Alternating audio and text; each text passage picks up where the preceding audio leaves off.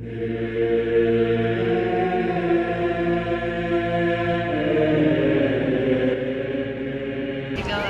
everyone, my name is Robert and welcome to the biggest church in the world, St. Peter's Basilica.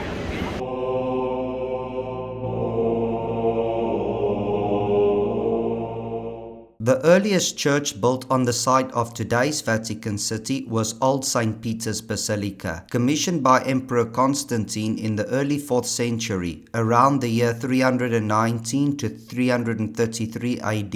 It was erected directly above what was believed to be the tomb of St. Peter, an apostle martyred during Nero's persecution of Christians around 64 AD. Long before Christianity, this area lay outside Rome's sacred boundary, the Pomerium, and was known as the Ager Vaticanus. In the founding and early periods of Rome, the land served agricultural purpose and later became a zone for elite gardens, including those of Agrippina the Elder. Nearby stood Nero's circus, where executions and public spectacles were held. Constantine's decision to build here transformed a marginal and funerary landscape into a spiritual center of Western Christianity. St. Peter's Basilica is open to the public daily, generally from 7 a.m. with closing at 6:30 p.m. from October to March and 7 p.m. from April to September. Entrance to the Basilica itself is free, reflecting its status as a major place of worship. Access to the dome, however, requires a ticket, approximately €8 when using the elevator pathway or €6 for those who climb entirely on foot. The ascent begins through a modest doorway set into the fabric of the Basilica, created during the 16th century reconstruction under architects such as Bramante, Raphael, and later Michelangelo. This initial stairwell does not lead directly into the dome, but instead rises within the massive substructures of the church itself. Designed as a service and access route, it allows movement through the Basilica's architectural core, revealing the immense scale and engineering of the Renaissance rebuilding before any ascent toward the upper levels begins. On the main roof of St. Peter's Basilica, a monumental procession of Christ, John the Baptist, and the Apostles stands above the facade. These travertine statues, each measuring over 5 meters in height, were installed in the early 17th century under Pope Paul V. Designed to be seen from the square below, their immense scale reinforces the Basilica's authority, while the roof itself conceals structural galleries and service spaces essential to the building's maintenance and longevity. As you enter the dome from the main roof and follow a narrow passage along the interior gallery, you come face to face with the monumental mosaics that crown St. Peter's Basilica. Just above the inscription, Calorum tu es petras, cherubim and angelic figures emerge in shimmering tesserae, their expressive faces and softly modeled features designed to be read from far below. Although they resemble frescoes, these images are entirely mosaic, executed in the late 16th and 17th centuries to replace painted originals. This technique ensures durability while preserving the painterly style of the High Renaissance and early Baroque masters who designed them.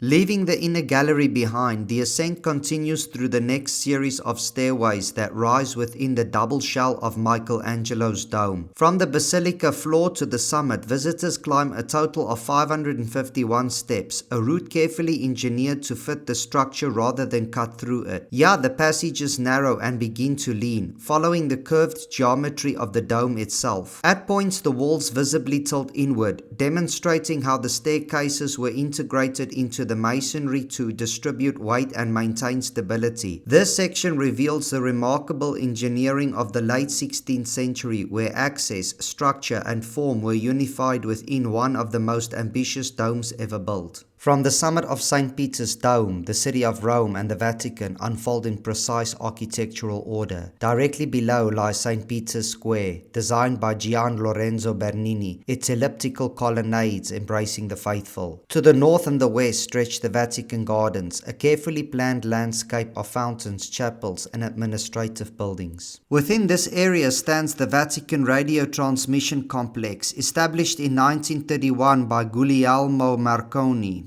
Nearby is the Palazzo della Prefettura degli Affari Economici, commonly known as the Vatican Bank, which manages the Holy See's financial operations. Beyond the Vatican walls, the historic fabric of Rome extends outward, revealing centuries of urban development layered across the eternal city.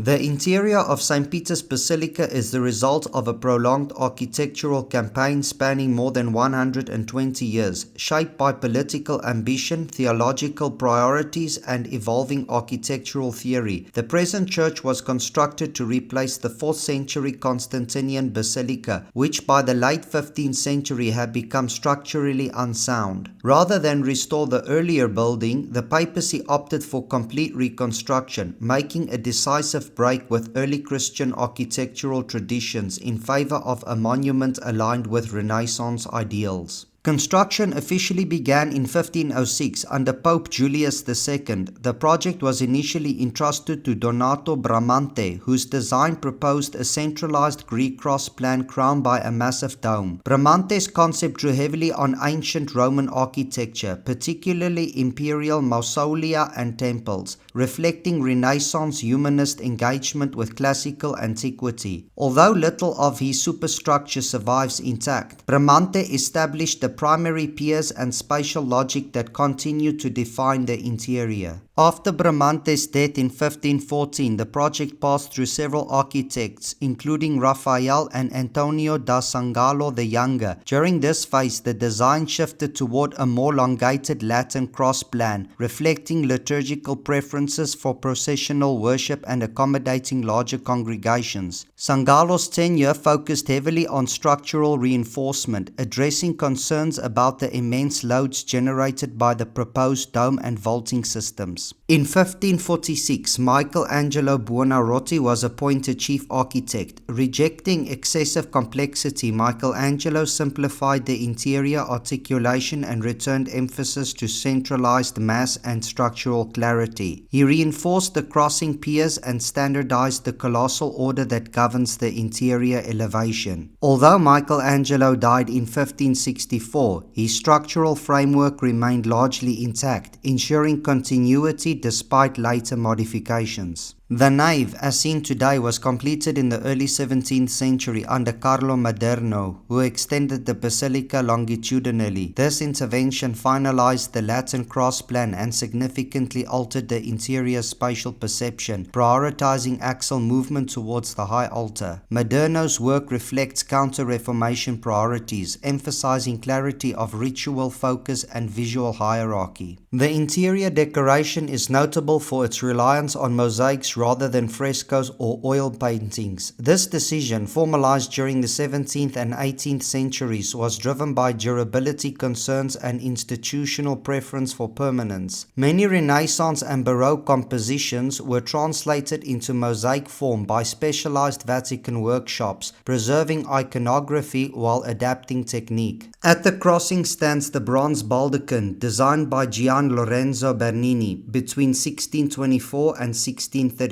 Positioned above the papal altar, it marks the traditional burial site of St. Peter beneath. The structure functions both as a liturgical canopy and as a visual mediator between the altar and architectural volume above. Bernini's later interventions throughout the interior further unified sculpture and architecture, reinforcing the basilica's symbolic authority. Monuments, chapels, and papal tombs within the interior document successive periods of ecclesiastical ecclesiastical patronage, serving both commemorative and didactic functions. Collectively, these elements transform the basilica into a chronological record of doctrinal emphasis, artistic production, and institutional continuity. The interior of St. Peter's Basilica is therefore best understood not as a single artistic achievement, but as an accumulative historical construct, shaped by architectural debate, technological experimentation, and the evolving role of the papacy within early modern Europe.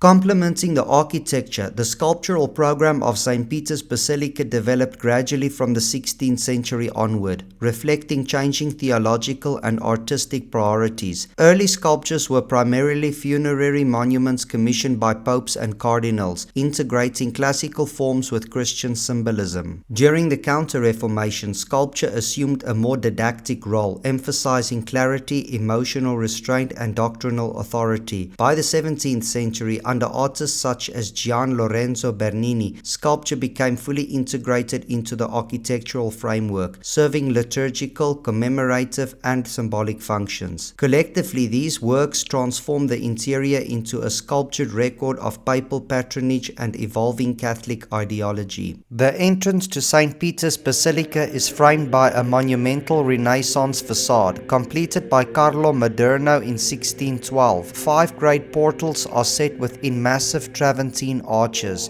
reflecting classical Roman proportions. The bronze central doors incorporate panels from earlier medieval basilicas, while the surrounding stonework emphasizes permanence, authority, and continuity with ancient imperial architecture. The Swiss Guard, established in 1506, serves as the ceremonial and protective force of the Vatican, identifiable by their Renaissance-inspired uniforms. Nearby stands a contemporary bronze sculpture depicting migrants crowded aboard a boat, among whom appear saints and biblical figures, symbolizing shared human journeys. The square is framed by twin Baroque fountains by Carlo Maderno and Gian Lorenzo Bernini, while at its center rises the ancient Egyptian obelisk, erected here in 1586 as a symbol of Christian continuity and authority. Crowds gathered below the Apostolic Palace to witness the Sunday Angelus, a traditional papal address delivered from the balcony. I was fortunate enough to see Pope Francis offer prayers, reflections, and blessings to the assembled faithful.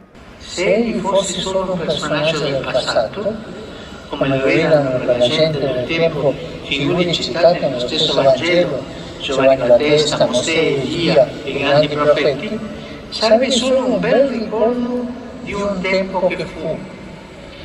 As you leave the Vatican, you will see an old elevated passage known as Passetto di Borgo. It connects St. Peter's to the nearby fortress of Castel Sant'Angelo. Constructed in the late 13th century under Pope Nicholas III, it served as a secure escape route for popes in times of danger, most notably during the sack of Rome in 1527. St. Peter's Basilica itself has stood for nearly 4 centuries since its consecration in 1626. Rising above the traditional burial site of the Apostle Peter. Beyond its architectural and spiritual significance, it continues to shape global culture, diplomacy, and political dialogue, remaining a living institution whose influence extends far beyond the boundaries of the Vatican. Anyway folks, that's all for this video. Thanks for watching.